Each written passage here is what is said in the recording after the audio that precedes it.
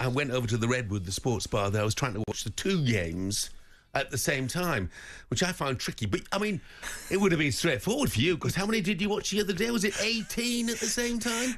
I absolutely loved that. Yeah. Honest to God, Jeff, it was brilliant. I mean, quite literally, there was goals flying in every minute, as you can imagine. So, I had 3 or 4 down my right-hand side, which I was kind of concentrating on mainly. And what a start they were. That, because my first one I was watching was the Aston Villa Celtic game. So it was 2-0 after about 4 minutes, and then Celtic came back, but there was goals flying in everywhere. It was brilliant. It was a good time to be in the studio. There were goals flying in everywhere last night, in fairness, but most of them were own goals. Yeah. Or so it seemed anyway in the 2 games. It's a great result for Sunderland, that. It was a great result. They've got a bit of swaz about them. You know, they've got a lot of really good technical players. Robertson, he said, there's a wee bit about them, he said, haven't they? I think Roberts was good. Lefay was absolutely exceptional on the night. Isidore took his goal brilliantly, and they're bringing Jayden Dans in as well, who Liverpool rate. So I think that they might well be still knocking on the door. I hope so. You know, Middlesbrough will see themselves being unlucky. Yeah. And they were, you know, I mean, it was an unlucky way to lose the game with a horrific own goal, really. But I think over the 90 minutes, from what my left eye saw, which was the one that was watching that, then I thought they were just about the best side. I will say, though, I've been meaning to do this for a couple of days, Coisty, little rant. I mean, Howard Webb, what time does Howard Webb get up, do you think? Oh, he'll He'll be up by now. Yeah, well, listen. Howard, if you're listening, just tell your boys that when there's a set play, corner, free kick, stop interfering before it's taken. Stop telling the players to stop pushing, shoving, wrestling. Let the play take place and then penalise defender or forward, whoever is the guilty party, and you will stop all this Wild West stuff that goes on at set plays now. I hate it. Stop it. I hate it. Yeah. I really do. It's crazy, you know. And in fairness, last night, the ref wasn't the worst at doing it, but he did it a couple of times. And you just thought, let them play. If somebody's then hauled down in the box, give a penalty or a free kick, and it'll stop it. I know. It'll stop it. I know. It does. It seems to be on the increase. I mean, it was... The Italians, when I played, Jeff, the Italians were brilliant at it, but they were clever at it. You know, I think sometimes now they're just blatantly... Some of it's so blatant. Yeah. I mean, it's nonsense, and the referee should. You're right. The referee should be taking more, making decisions. Just give the penalty, and it will stop. But I mean, the Italians were brilliant at it, but they were more blocking than pulling and tugging. You know what I mean? Yeah. Well, it was a return to Stamford Bridge, of course, for Graham Potter last night. You know, they played decent. It was great to have Jared Bowen back, and there was a lot of controversy about that opening goal. Not just the offside. But the fact that Bowen clearly was fouled earlier in the move, but seemingly too early. How early is too early? I know. Well, how far do you take it back? But one thing I don't think is up for debate. West Ham United are a far better team with Bowen playing in it. He just gives them something special, doesn't he? He's good players. Been a great signing, I've got to say, and they're an excellent team when he's in it. It just makes a difference. What do you think? Do you see? Have you seen a big enough change in I know it's very early days for Potter West Ham. I mean, I think they're better organised. You know, they try and play a little bit more, but you know, it's still 1 point from the last 3 games, isn't it? So that's the way I like the fact they're bringing James Ward-Prowse back. I mean, I'm not sure whether that was instigated by Graham Potter because he wants to play him, or just that he couldn't get a game at Forest. But whatever, I think it gives them another good option in midfield. So do I. It's interesting, that 4th place. I think there's only, what did I see there, 3 points between 4 or 5 teams. Very interesting. We still don't know whether we'll get the 5th place as well right enough, do we? Yeah. I mean, for me, you know, we talked a while ago about Chelsea maybe being contenders, and Maresca constantly said no.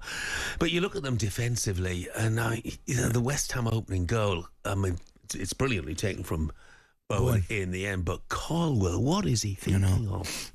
They're not right at the back. I know he's changed the goalie, but they're not right at the back, are they? They're definitely not. Definitely not. So Chelsea coming from a goal behind to sneak past West Ham. I think that's the right phrase. They did sneak past West Ham, really. So they're back above Newcastle and Manchester City in the top 4. Boss Enzo Maresca spoke after the game on how difficult things are mentally.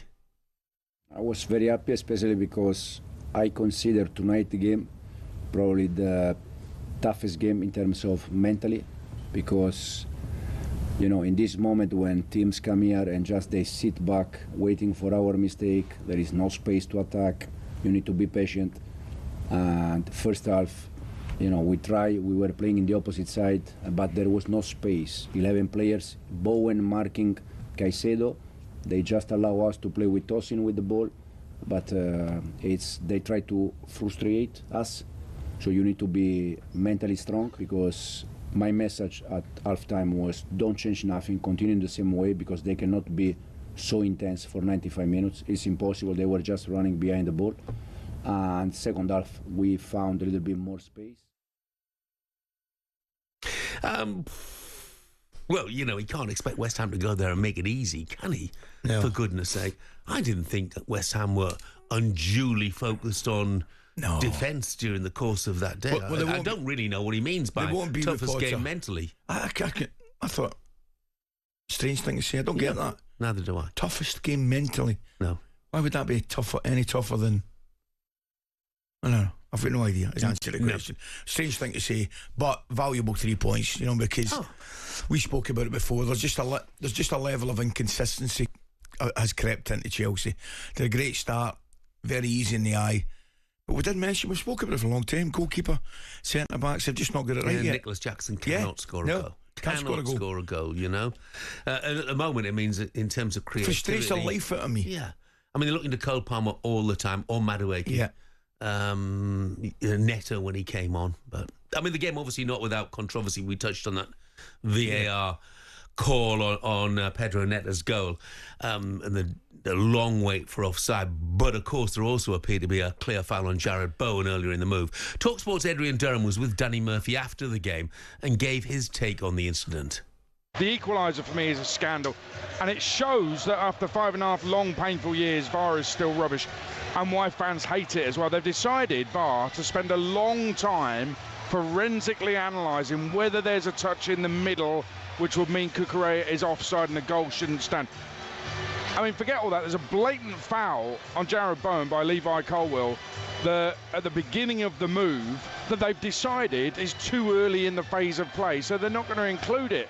I mean, Atwell should have given it, the referee should have given it, but I just think it just shows to me all the flaws of VAR. Simon, who's a Liverpool fan, agrees. He's just said, morning, how on earth did the referee not give a free kick against Chelsea before their first goal? He was standing right in front of it. I don't understand. Can you explain? Well, no, Simon, I can't explain. I'll be brutally honest. Just watched it. Yeah. Can't believe it. No, it was crazy. And West Ham boss Graham Potter also gave his view on the decision after the game. I haven't seen that back. I think it took that long that it must have been tight. Like I said, we thought there was a foul leading up to it, but you get these things sometimes. Yeah. That wasn't VAR, really, was it? Initially, it's the fact the referee... he's standing right in front of it, isn't he? He's right next to it. That's the thing, yeah. How does he not perceive that as a foul? But I know. Well, there's no rhyme or reason to it, is there, really? No. And, Graham Potter, as he is, philosophical about it, doesn't want to say the wrong thing. He does well, actually, to be fair, doesn't he? Yeah, of course he does. Look, West Ham, there's no question they were a shade unlucky. But it's Chelsea who are back in the top 4. That's the big thing. 6:14 coming up, we turn our attention to the back pages and more issues for Manchester United. talkSPORT Breakfast, waking you up Monday to Friday morning from 6 a.m. on AM, on DAB, via the talkSPORT app and on your smart speaker. talkSPORT.